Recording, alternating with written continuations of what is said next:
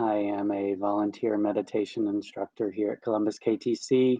We're glad you're with us here online. We're very excited to meet in person as soon as possible, and that time should be right around the corner. But we love that we now have many who tune in virtually from all over the world, honestly. So, Bodhgaya is a small town in northeast India along the banks of the Falgu River.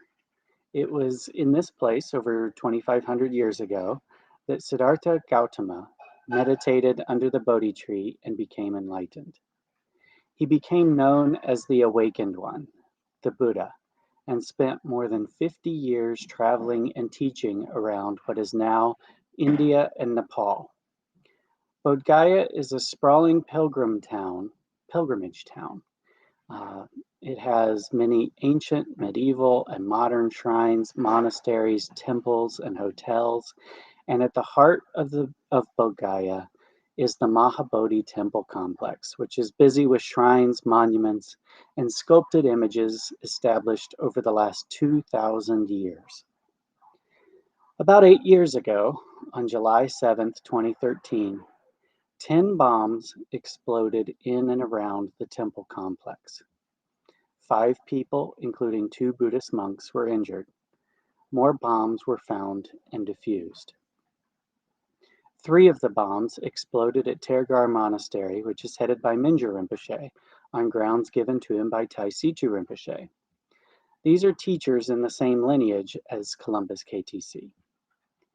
1 bomb was placed behind a door in a classroom where children study Buddhism, although no one was injured. Following that attack, His Holiness the 17th Karmapa, the head of our lineage, said, "I am convinced that as Buddhists, in responding to this situation, the best homage we can pay to Lord Buddha is to uphold his teachings on love and ahimsa, or nonviolence." Delegates from many Buddhist traditions released a joint statement that said, "We are deeply saddened, but we forgive those responsible for bombing the Mahabodhi Temple in Bodhgaya. You may damage the most important temple in Buddhism, but you will not destroy our faith in forgiveness and compassion." Those who were around when our center burned remembered that just a few days afterward, we held a very moving interfaith service in the parking lot. We joined in prayers for the arsonist that he would find happiness and freedom from suffering. Today, we are going to talk about our response to injustice. It's our tradition, before we get too far in, it's our tradition to say together the 4-line refuge prayer when we start our talks. The prayer's in Tibetan, so if you don't know it, listen and just make the aspiration to awaken and help others to awaken. When we chant this, we are repeating our commitment to taking refuge in the 3 jewels: the Buddha, or the goal, what we aspire to, the Dharma, or the path, and the Sangha, our guides and companions on the path. We will chant the refuge prayer once in Tibetan, once in English, and then a second time in Tibetan. Om Sangye Chidang Soki Chognam La Jiangchu Bardu Daini Gyapsu Chi Dagi Jinsaki Pe Sunangi Drola Pinchir Sangye Juparsho. Until I am enlightened, I take refuge in the Buddha, the Dharma, and the Sangha. Through the merit I create by practicing generosity and the other perfections, may I attain Buddhahood for the sake of all sentient beings. Sangye Chidang Sogi Chognam La Jiangchu Bardu Dagi Gyapsu Chi Dagi Jinsoki Pe Sunangi Drola Pinchir Sangye Juparsho.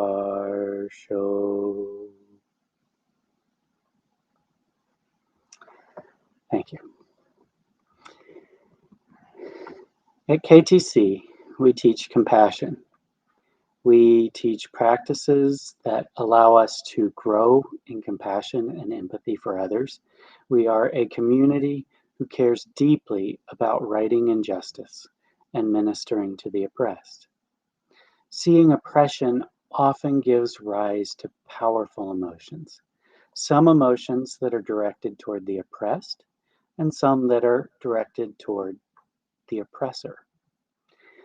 Often we feel anger about the situation as a whole. It is such a powerful emotion that when our teachers give talks about anger, students often ask if there is a place for righteous anger. So today we're going to look at righteous anger from several angles. We'll talk about what our teachers say about it, as well as looking at it from the perspective of different Dharma teachings.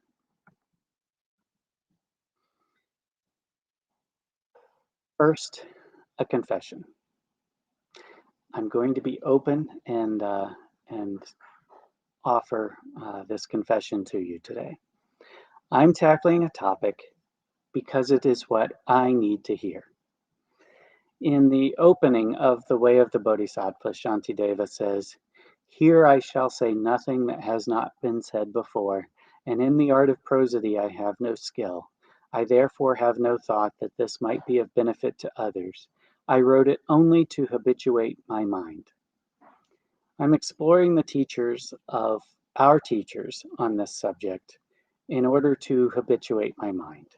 And whereas Shantideva may have been modeling humility when he actually had great wisdom, I am no Shantideva. This is not false humility in my case.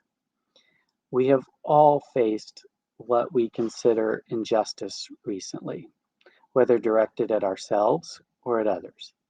Everyone I know has perceived injustice in the recent past. In our current political climate, people see different injustices and disagree on them. Columbus KTC does not have an official political stance. We welcome anyone.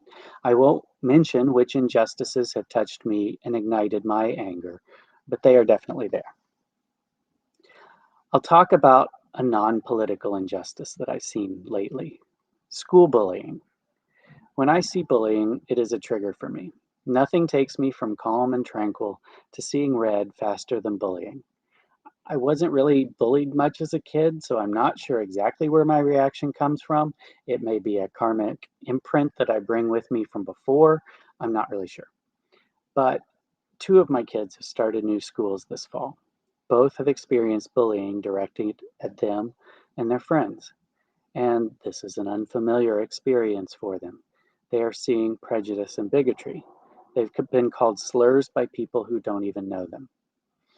I struggle to work out what advice to give to my children. As a parent, my own hackles rise when my children are bullied. So I'm trying to give them advice and wisdom while inwardly I'm seething. This is an example where I have anger. To me, there is a clear injustice. There is an oppressor and an oppressed, and I have a strong, strong emotional reaction and solidarity with the oppressed. Your issue may be something else. It may be political. It may be related to the pandemic. It may be related to a close personal relationship. Whatever it is, the feelings and the emotions probably look similar.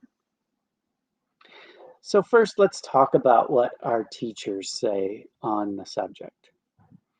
I have seen Buddhist teachers who say that anger is a mistranslation, and that the proper translation, where we see the word anger in our English language Dharma books, should be hatred. And some teachers believe that righteous anger has a place, at least some Western teachers that I've seen.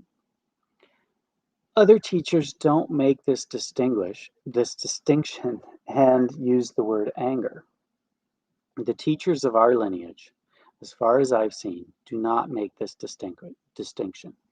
Khenpo Karthar Rinpoche, the founder of our center, was asked frequently about righteous anger. He said that righteous anger doesn't exist, that all anger is harmful. Those are tough words for me to hear. His Holiness Karmapa has written a good bit about anger in his book, The Heart is Noble, Changing the World from the Inside Out. As a matter of fact, Shambhala published a free ebook after the bombing in Bodhgaya. It's called Beyond Anger, How to Hold On to Your Heart and Your Humanity in the Midst of Injustice. They excerpted His Holiness's writings on anger for one of the chapters. His Holiness Karmapa puts great emphasis on developing an understanding of interdependence. He has written an entire book on interdependence. We live in an interdependent world.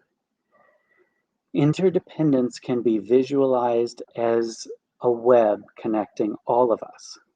When we act, we are pulling on one of the strings of the web, which affect those connected to us. And then when other people act, it pulls on the strings of the web that are attached to us. It affects us. In case you haven't noticed, many people act primarily out of their own self-interest. And when acting out of self-interest meets interdependence, the result is conflict. His Holiness Karmapa says that the same principle of interdependence that brings us into conflict with others when we act selfishly can also bring us into harmony when we take others' well-being into consideration. He says there are many kinds of conflict, but the worst ones are those fueled by anger. Conflict per se, he says, is not necessarily harmful, but when anger is present, harm of some sort is done. Let's get back to my example of school bullies. These kids act out of what they have been taught. Teenage prejudice is born of ignorance. If my response to that ignorance is anger, I increase the intensity of the conflict. At the very least, it will disturb me, the angry person, because anger is toxic. It is poison. When anger arises in my mind, it steals my happiness. Even worse, it counters the effort I have put into increasing my compassion. Anger that persists turns into bitterness and sometimes violence. Disturbing emotions like anger are a greater enemy than any person ever will be. So let's look at the basics of the Buddha's teachings. The Buddha summed up his teachings in 4 lines. Abandon what is harmful, practice what is helpful, tame your mind. These are the teachings of the Buddha. Now that 4th line, these are the teachings of the Buddha, means that the teachings of the Buddha are not other than those first 3 lines. So let's talk about those 3. Abandon what is harmful. Is anger harmful? As we mentioned just a second ago, at the very least, anger harms the angry person. It is also very difficult to avoid harm to others when you are angry. You lose your mindfulness and act out of your anger. Anger also spreads. Your anger can help ignite anger in others. Then they swallow that poison as well and could spread suffering to others. The second of the 4 lines that sum up the Buddha's teaching is practice what is helpful. Is anger helpful? Is it helpful? Let's talk about that. Proponents of righteous anger point to the anger that fuels social change. But I propose that anger is not as effective at reaching true justice, because when we hold anger, we can only hold compassion for one side. But with compassion instead of anger as our motivation, we can work for justice and to ease the suffering of the oppressed while practicing compassion for their oppressors. Compassion expands our hearts, whereas anger contracts our hearts. With compassion, our heart can grow to where it can hold all beings, regardless of their actions. Lama Kathy says, it may be normal to get angry, but is it necessary? People say the redeeming quality of anger is that it fuels action against injustice. But doesn't compassion already do that? Is it possible that we can choose our fuel? If we can choose between compassion and anger, isn't compassion the better choice? Especially if our actions would be the same. Compassion, in the Buddhist sense, is compassion for all beings. Therefore, Buddhists practice compassion for both the oppressor and the oppressed. Righteous anger makes others into the enemy. It labels them as the unrighteous, while we are the righteous. It creates a dichotomy of us versus them. As we train as bodhisattvas, we recognize our connection with all other beings. All beings seek happiness and the relief from suffering just like we do. Creating a group of others, the unrighteous, makes it harder to see the similarities in our motivation. Righteous anger as a fuel is very volatile. Think about it. It's kind of a funny thing to even consider, but if compassion spills over, we create a more beautiful, loving world. But if anger gets out of our control, it can ignite disharmony, hatred, and even violence. So the third line, tame your mind. A mind that is prone to anger needs to be tamed. A mind that is prone to anger is reactive. Isn't reactivity antithetical to mindfulness? A tamed mind is a peaceful mind.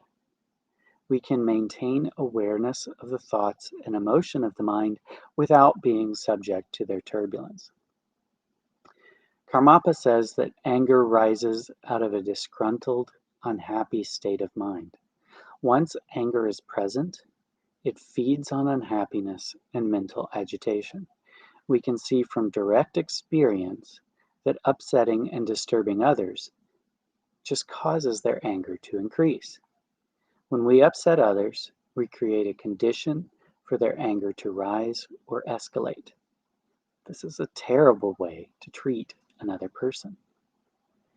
Anger inflicts serious harm on all those around the angry person. A whole family, community, and even society at large can be affected by anger within it. People often respond to other people's anger with fear, or they may become angry themselves. So as you become angry with them, you are setting the conditions for their fear or their anger. Karmapa says that increasing levels of hostility within a community bring increasing stress, conflict, and even violence. Does that sound like what's going on right now? For this reason, it is crucial that we ourselves are free of aggression and anger when we try to end conflicts we are part of, as well as when we try to intervene in other problems. If we bring our own anger to the conflict, we will end up fueling it further. And that's key, isn't it? We like to argue that our anger is justified, that we would never take something to a point of violence. But if we become part of the fuel, if our anger is added to the fire, that may contribute to the blaze getting out of control. And then it's out of our hands. Our entire community, country, and at times even our world can get caught up in the flames of anger. That can lead to violence, it can lead to war, and we will have contributed to that rise of anger. Some conflicts get so out of control that they have lasted for thousands of years. A cycle with righteous anger on both sides. Anger harms us by clouding our judgment. We can't think or act effectively if we are overcome with anger. We lose our ability to see the positive side of somebody, and that's the side we urgently need to connect with in order to resolve the situation. Now, I'm not saying that when we look at a situation, that in all situations, both sides are, equally at fault or something like that. I firmly believe that that's not the case in many situations. But I also believe that we are called to connect with compassion for both sides. We are called to recognize the suffering of both sides.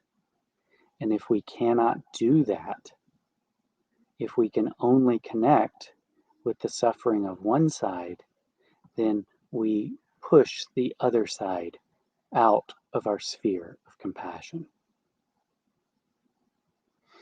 Anger causes suffering. It is toxic. When we harbor resentment and anger, we are willingly ingesting poison. Just think about times when you've been really angry. What is your mental health like when your mind is full of anger? It doesn't just stay as anger, does it? It eventually evolves into depression, despair, anxiety, fear, you name it. And these things always follow an angry mind. And if we nurture our anger, we provide fertile ground for unhappiness. Again, I don't want it to seem like I'm advocating ignoring societal or political issues. That couldn't be further from the truth.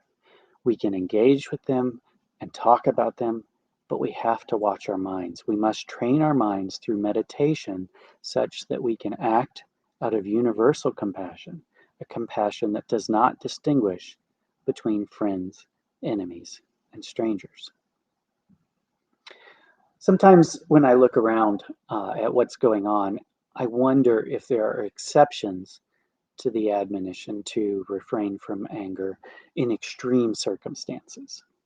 So let's think about an extreme circumstance. What if we feel like our country is very much at risk? But I have to remember that our teachers who are giving these instructions to us, Khenpo Karja Rinpoche for one, saw his country taken over by the Chinese. He made a very dangerous escape to India. He spent years in a disease-ridden refugee camp. Those are extreme circumstances. He has more extreme experience with political injustice than most. Trungpa Rinpoche, one of His Holiness the 17th Karmapa's teachers, talks about that time period in which he faced a danger of losing his life or being thrown into prison and having to leave his homeland and flee Tibet. He describes how sometimes there was no food, no clothing, no place to stay. And he talked about the Dharma teachings in this case, especially a very special teaching he received from Khenpo Gangchar. Trungpa Rinpoche says that what happens internally when we experience difficulty and sufferings, the danger is that anger, jealousy, or another negative emotion will arise in our minds. The reason these teachings were so helpful to him at that time is because they are an antidote for anger and afflictions. Trungpa Rinpoche said that if at that point he had gotten angry, he might have joined the war and fought against the Chinese. Rinpoche had monasteries. He was already seen as a leader in Tibet, and many people told him he should become a general and lead an army in the war. He says that had he done so, there would have been the possibility of killing many people or committing other misdeeds. Later, he would have looked back on it with regret. He said that if he had gone that route, there could have been no happiness in my life. But because of these instructions, I felt no anger, and so I did no wrongdoing. I did not kill anyone, prepare to kill anyone, or even form the intention to kill. Because of these Dharma teachings, he could avoid losing control and letting the afflictions overwhelm his mind. When he looks back on those times, he thinks about how he faced both the danger of his supposed enemies and the danger of accumulating bad karma. There was a very real danger he could have gone down the wrong path. Trungpa Rinpoche says that when anger arises in us, there is a danger that we might be mistaken in the moment. We might fight, or we might say something harsh or unpleasant that we will regret in the future. It is important that we take control of our minds. If we reduce the intensity of our afflictions, in the future, looking back, we will see how things worked out. Do you hear how the word danger? Someone who's actually fled over mountains to escape an invading army uses the word danger when referring to the possibility of our minds falling into anger. His Holiness the Dalai Lama tells the story of meeting a monk who had been in a Chinese prison for several decades. The monk said that at a few points during his imprisonment, he had been in great danger. Of course, the Dalai Lama was not surprised that he would have been in great danger, being in prison as he was, but the monk explained that the danger he was talking about was the danger of becoming angry at his captors. Trungpa Rinpoche tells the story of a Tibetan monk who heard that war had broken out. He hid himself in a house and, looking through a window, holding a rifle, he saw he had a good shot at a Chinese soldier. And he had the thought, should I kill that soldier? He aimed and he could have shot him at any time, but he thought, no, how can I kill a person? He put the gun away and later said that it was very good fortune he didn't shoot and kill anyone. It was the kindness of the three jewels that stopped him. In the same way, we will not regret keeping control over our minds. So we've talked about three specific triggers for anger: personal bullying, the bombings at Bodhgaya, and the invasion of Tibet. Society teaches us that anger is justified in these circumstances. But let's examine what goes on in our minds when we are angry about bullying, terrorism, or political upheaval, or anything else. The Buddha taught that the cause of all suffering is ego clinging. So we know that if we examine our minds when we become angry at these situations, if there is even a small amount of ego clinging in our response, then suffering will result.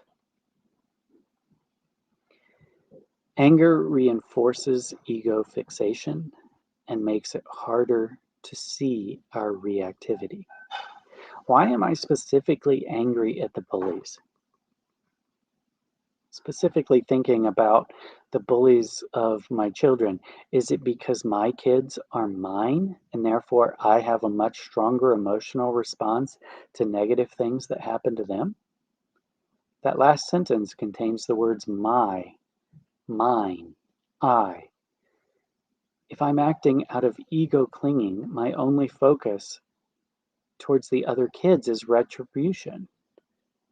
But how tragic is that? The bullies in this situation are young enough that it's likely most of their prejudices have been passed down to them by the adults in their families and communities. And those impressions are difficult to break free from, and it doesn't happen immediately. It doesn't happen at a very young age.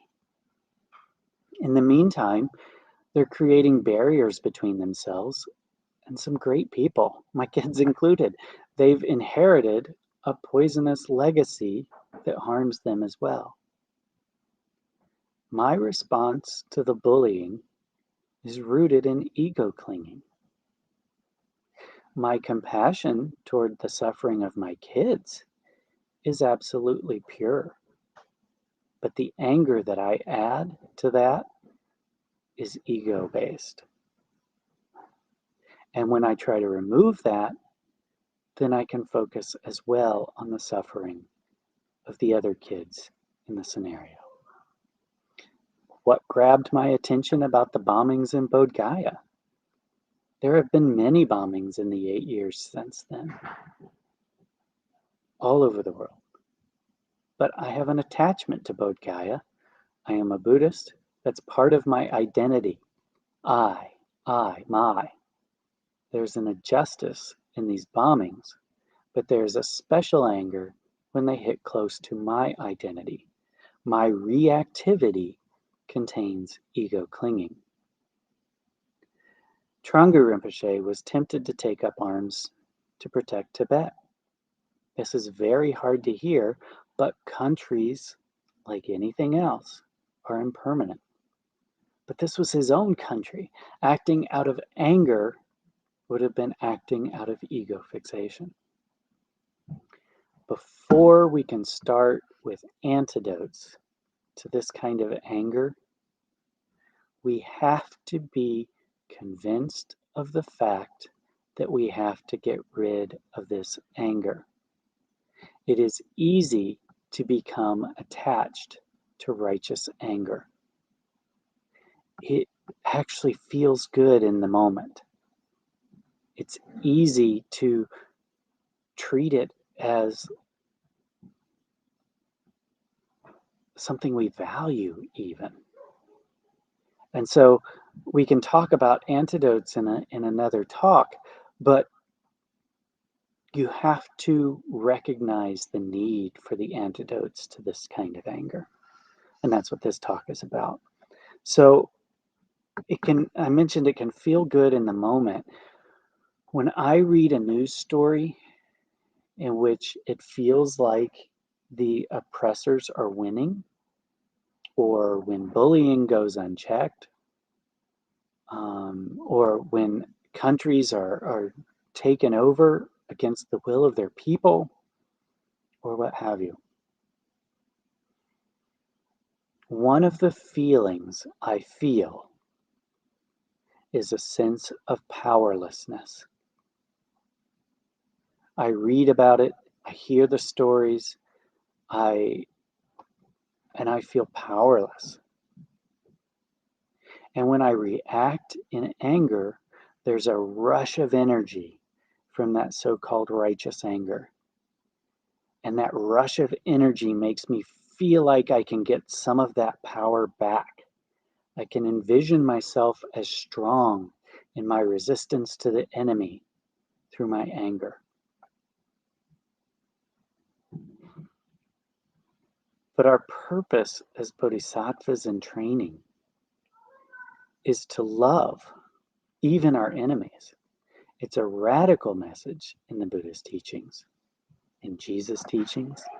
It's contrary to our tendency toward ego clinging, but it is the only way to break out of the suffering of cyclic existence and help lead others out of suffering as well.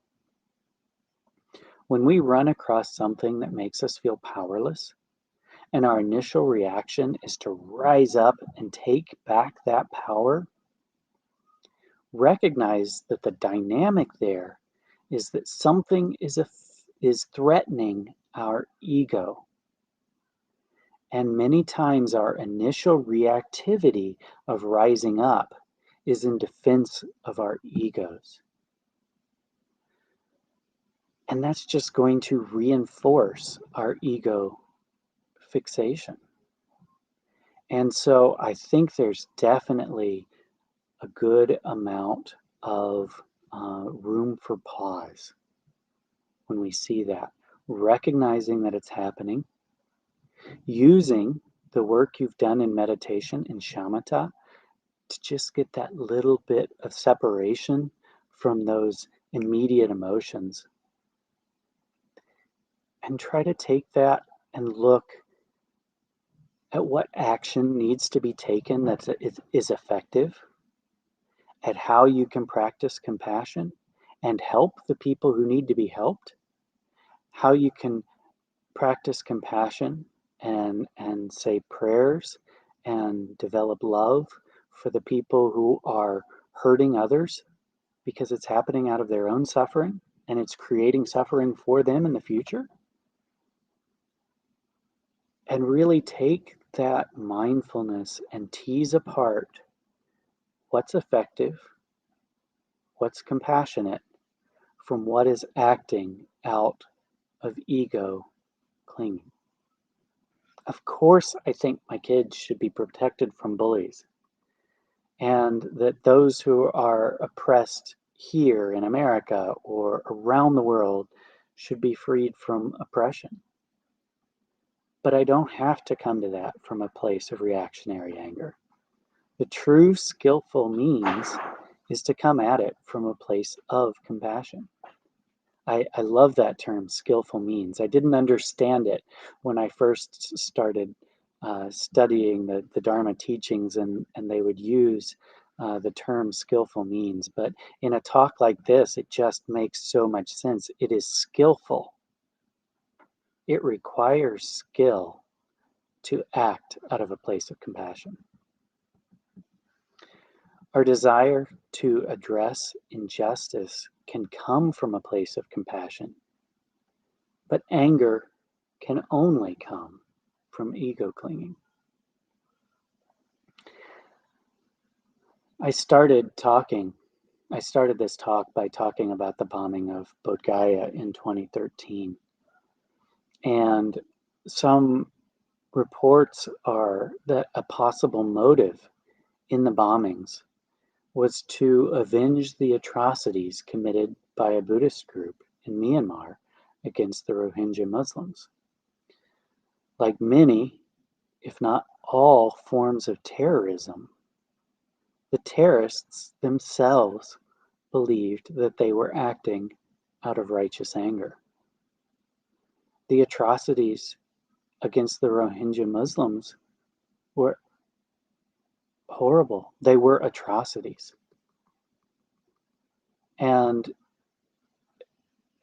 yes, they were denounced by the rest of the Buddhist community all around the world.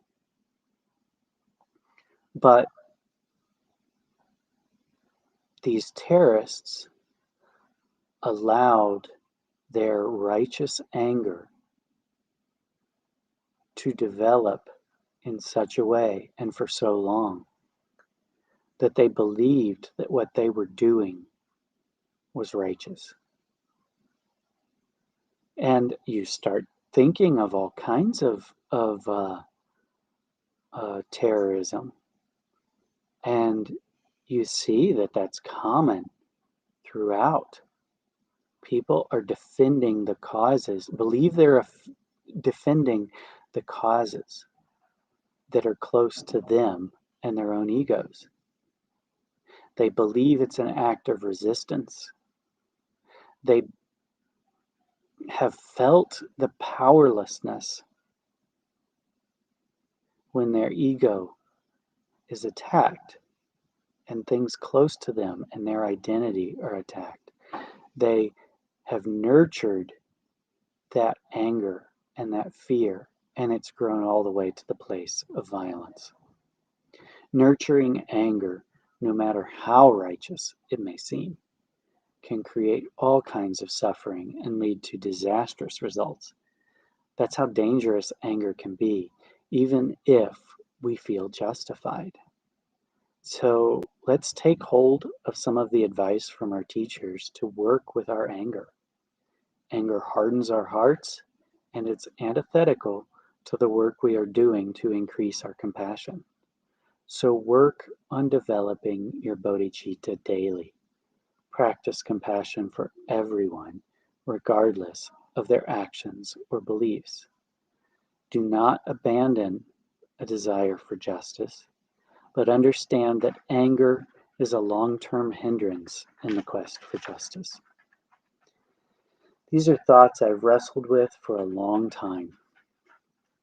Our teachers have been very clear on the issue, and this is my attempt at preaching to myself how incompatible my anger, even what I would call righteous anger, is with the Dharma. I am trying to talk myself down. It's not an easy teaching, but I believe in the power of love and compassion, even in an increasingly hostile world. It's challenging, I know, but I hope this is helpful to you. I think about the way Buddhists do confession and what we do to counterbalance bad karma after it has been committed. And I think that the first step in that is always regret. You have to regret that action. If you hang on to a fondness for your action while you're going through the motions of confession, you're just going to return to it. And I don't know that it would neutralize the karma, the negative result of that action at all. So this has been a long talk to try to convince myself that I should regret my righteous anger, that it makes the situation worse, that it hurts my compassion, and that I am better off working skillfully out of a place of compassion rather than reacting in anger. Martin Luther King Jr. said, "Darkness cannot drive out darkness. Only light can do that. Hate cannot drive out hate. Only love can do that." And with that, I will turn it over for any questions. It looks like we do have some comments here. All right. So I see the comment here that despite their practice, people still feel angry, and that even though they know the logical reasons for not being angry, they're still angry, and they're really struggling with what to do. And um, I absolutely think that we should go deeper into this, and hopefully in a future talk we can talk about how to resolve that anger. And again, I'll talk today. I think taking the first step is to regret the anger and to recognize it as a negative in your life, because that's not always obvious when it comes to this kind of anger that is coming about at viewing injustice. It's not an obvious thing that it's a negative, and so the first thing is that we have to recognize that. Time spent on the cushion is never wasted. Time in shamatha, time practicing whatever practices your teachers have given you. Tonglen. Tonglen is an excellent thing to practice. I know Lama Kathy has talked about Tonglen And the practice, for those who are unfamiliar, the practice of Tonglen is to take in the suffering of others and transform it, and then breathe out your happiness to them. And Lama Kathy has talked about that sometimes we have a block. Sometimes there are people for whom we just cannot generate that much feeling, that we really have trouble with them. They've hurt us in ways that we can't deal with right now. And Lama Kathy has said that she received the teaching to do this. Work where you are.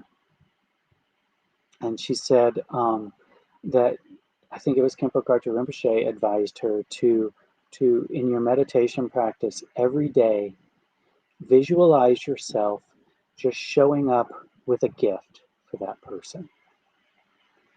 Just give them a gift every day. Just practice a generosity toward them in your mind on a daily basis. And it may take a long time, but hopefully that can start to break down the negativity you have. Yes, thank you. We have in the chat now a link to the Tonglen practice.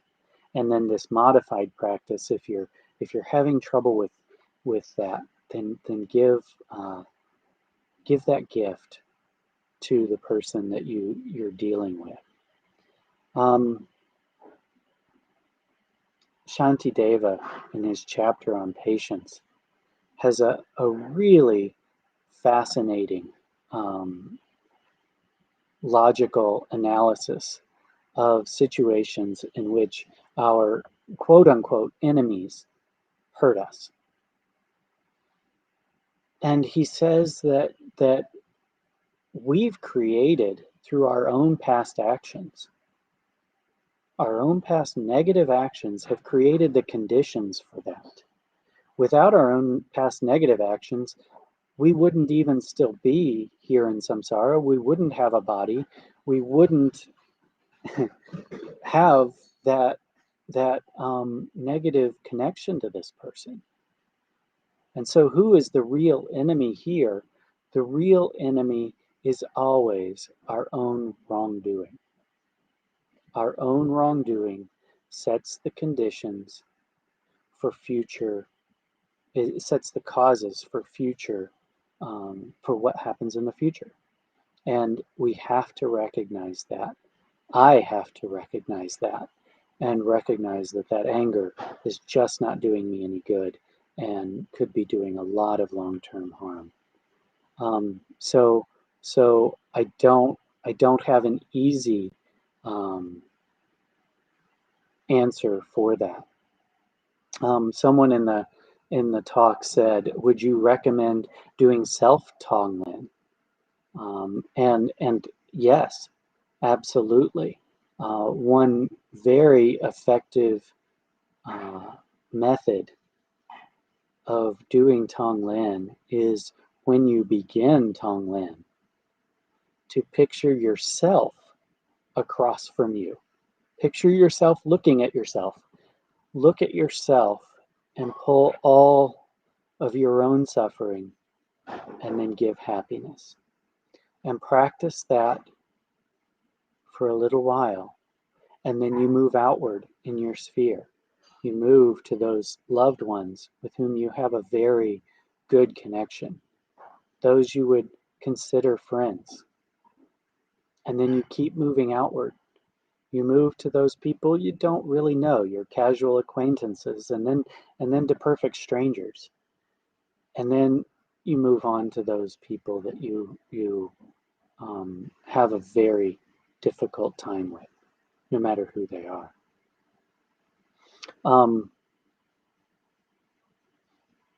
A couple other thoughts that come to mind is that Tibetans often say that the lifetime before a hell realm is often someone who has a lot of political power. And in our karmic cycle, someone with a lot of power, with a lot of political power, has the ability to do negativity and harm on a much, much greater scale than those of us who lack that kind of power. So, as you look at politicians, for example, whom you think have created a great deal of harm, understand that they're acting out of ego clinging, they're acting out of self-interest, they're doing exactly what we do, which is to seek our own happiness and try to get rid of those things that make us suffer. So we absolutely have a lot in common with them, even if it expresses itself in different ways, but also understand that their future is horrible, because when you create this kind of negativity in your mind, it follows you, and it's not a bright future. So thank you all. I hope this has been helpful. There's a quote that I ran across recently that said, it's by Vanessa. I don't even know how to pronounce her middle name, Vanessa Zuse Goddard. And it says, forget about things done or left to do. Forget about deadlines and milestones, profits and quotas. Those will be taken care of. They always are. So don't worry. Whenever a being appears in front of you, just love them. That is your focus. That is where the real work lies. And I kind of got to thinking about that. What if we could also say, forget about who is right and who is wrong? When a being appears in front of you, just love them. That is your focus. That is where the real work lies. So let's take a minute here to dedicate the merit of our talk. There's great virtue in learning to follow the Bodhisattva path, and specifically when we do that for the benefit of beings. So let us not hold this virtue to ourselves. May the virtue we have generated today enrich all beings, that they may come to happiness and freedom from suffering. Thank you very much. Go well. I hope you have a great week. Thank you.